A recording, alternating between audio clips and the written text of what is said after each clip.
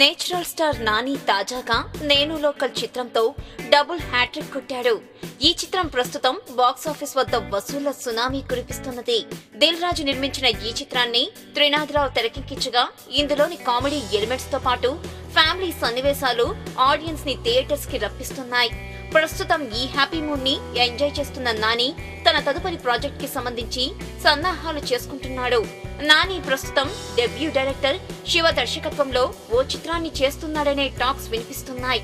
ఈ చిత్రాన్ని వివివి entertainment banner పై DVV Danayya నిర్మిస్తుండగా Nivetha Thomas కథానాయికగా నటిస్తున్నది.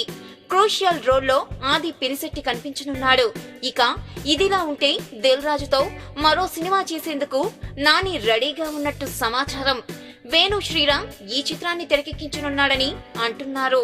దిల్ రాజు ఇటీవల ఫిలిం ఛాంబర్ లో నటరాజు అనే టైటిల్ ను రిజిస్టర్ చేయించాడు. ఈ టైటిల్ నాని సినిమా కోసమే అని చెప్పుకుంటున్నారు. మరి దీనిపై పూర్తి క్లారిటీ రావాల్సి ఉంది. ఈ వీడియో గనక మీకు నచ్చినట్టయితే లైక్ చేయండి, షేర్ చేయండి, సబ్స్క్రైబ్ చేసుకోండి.